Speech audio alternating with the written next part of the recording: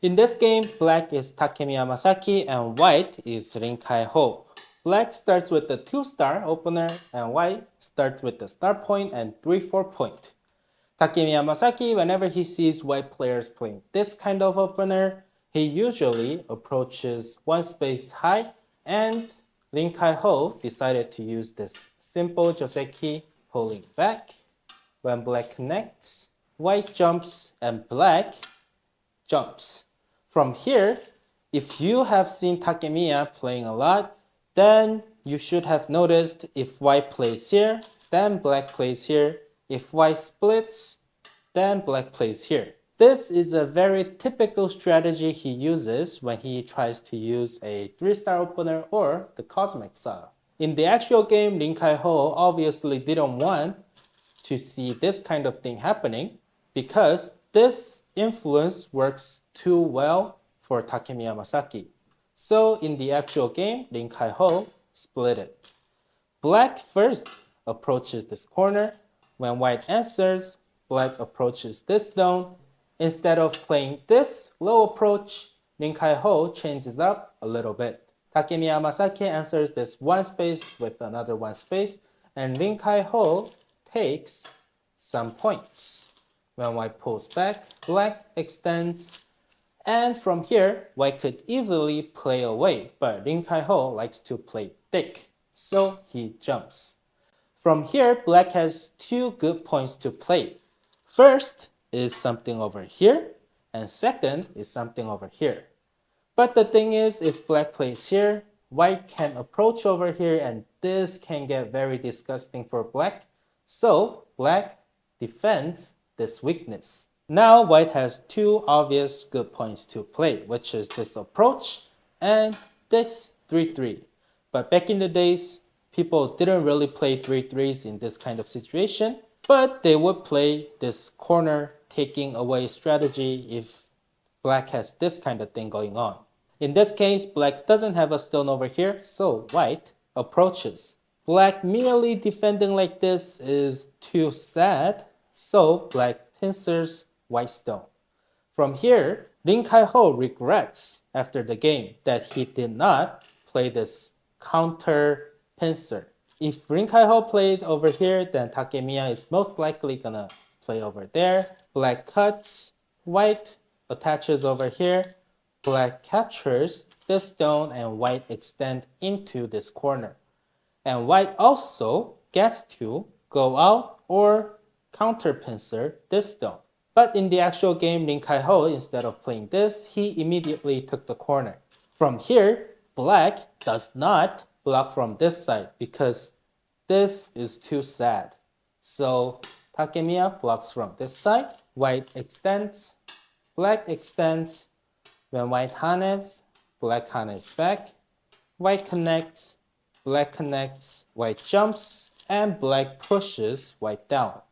From here, Rin Kaiho should have played this move because if white played this move, this cut can get pretty disgusting for black. So black has to spend another move and white can grab this great point.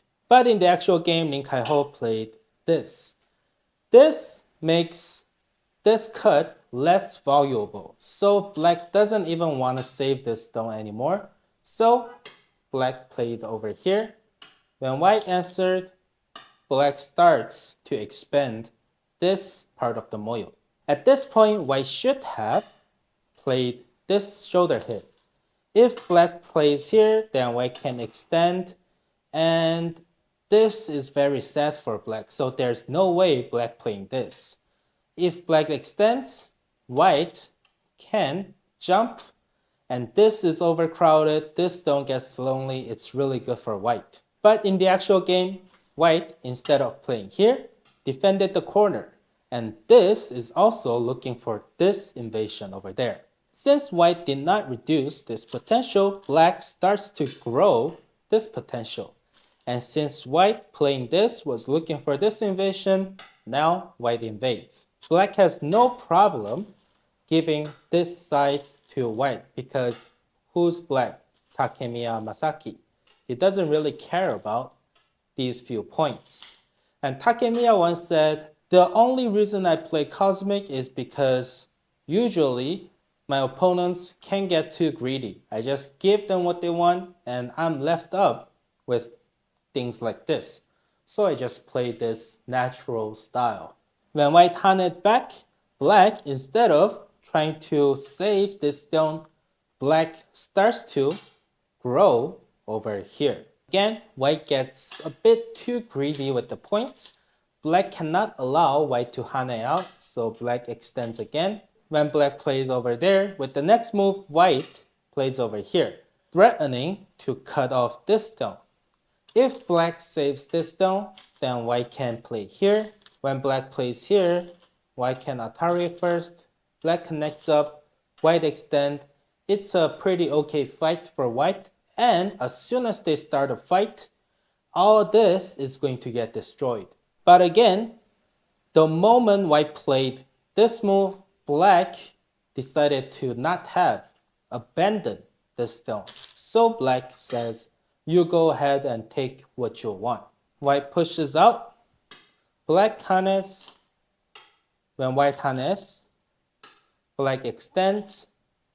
When white plays here, black forms a tiger's mouth, connects, and white connects over here. This way, white got a lot of points over here. And black, instead of keeps growing over here, black defends its own weakness. And white, there are too many cutting points and liberty is too tight. White has no choice but to play this tiger's mouth, and black continues to grow over here. At this point, if white plays here, then black can simply hane and keep growing. So white does not want to play this hane. But if white plays away, then black can hane out from here. Even if white gets to cut it, black can Atari. If white connects, then black can also play this one. When white connects, black Atari, the whole thing is dead. So at this point, white has again no choice but to spend another move over here. With the sente, black peeps first. When white extends, another peep. White connects, and black plays this small knights to further grow this moyo. Now it's white's turn, and white really needs to do something about this thing. White, instead of leaking in from here, white decided to play something over here. But if white plays here immediately, then black can play here. When white peeps, if black connects, then white can connect up, and this is destroyed. But there is no way black is going to connect up over here. So black plays here, black connects. If white immediately cuts, then black can also cut the connection, and it's 100% solidified. On top of that, white still owes a move over here. If white connects up, then black can cut the connection by playing this move. They are still going to die. So white, before playing this move, white peeps first to see what's up. If black connects, then white is going to shoulder hit from here. But again, we have Takemiya Masaki. He always gives his opponents what his opponents want. If white wants these two stones, then okay, go ahead and take them. I'm just gonna keep growing my thing over here. Now white plays this 2-space extension. This is looking for this attachment. So white was kind of hoping black would play something over here and start to leak in from there. But Takemiya Masaki completes this moyo. Now white attaches. If black hanes, then white is going to extend. Since white has a stone over here, black has no choice but to connect up. When white connects back, when white tries to go back, black can connect up. Next, black is gonna cut the connection, but white is first gonna ask, what about this cutting point? If black connects, white gets to connect back. If black cuts the connection, white gets to have a good fight over here. So if that happens, black is screwed. That's why when white attaches over here, black plays a Kosumi. White extends down, black tries to connect, and white has no choice but to crawl back on the second line. black extends, white has no choice but to spend another move. When black harness, again, white needs another move. Now, black attaches over here. He's not really trying to save this stone. He is merely just trying to see what white is gonna do and maybe fully surround these white stones to solidify this part of the board. White ignores black and attaches over here, trying to reduce some of black's potential. White extends, black extends, white peeps first, black plays solidly, white peeps again, black connects. When white tries to leak over here, black blocks, white harness. These are all sente for white. When white connects, black, instead of playing this tiger's mouth or connecting up, black played this. This prevents the cut over here, but also when white plays all this, black doesn't need to spend another move because this stone also prevents this cut. This is a great endgame move that we can all learn and use in our own games. Now, white with the sente plays over here. If white tries to capture this stone immediately, then black is going to bump first. If white connects from here, then black can play here. When white plays here, black can Atari, white connects, and black can play away. Now from here, if white connects from here, then black can extend first.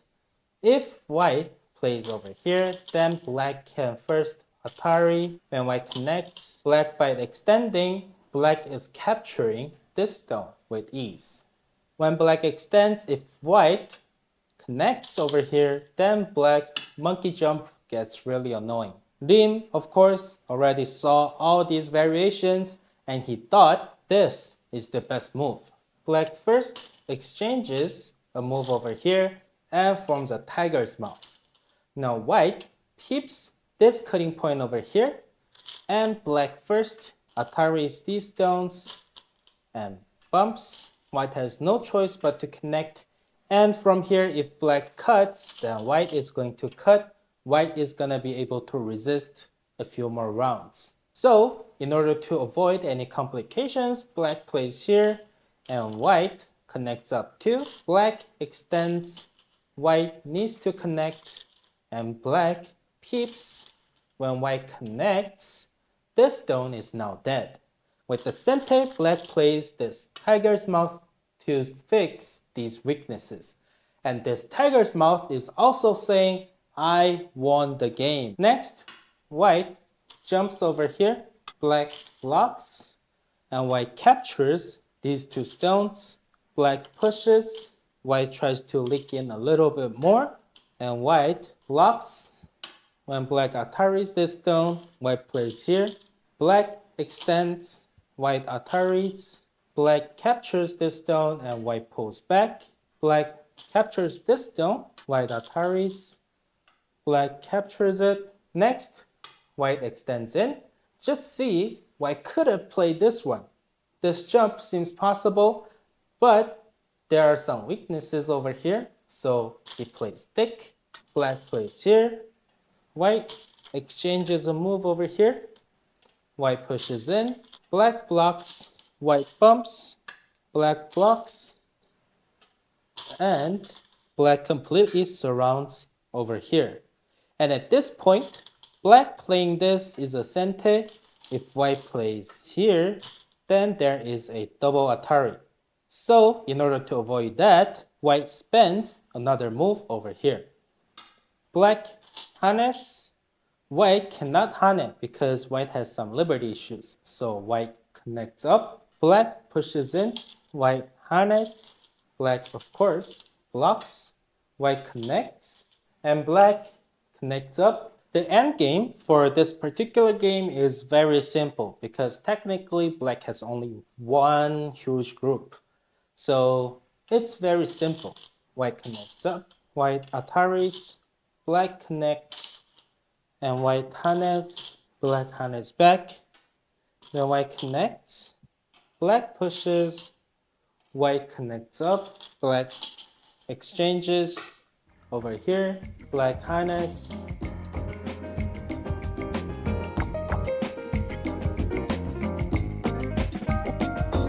And for the last move, black plays here and white resigns. Black at the end won by 7.5 points. That's it for today's video, and we'll see you in our next video. See you soon. Stay alive.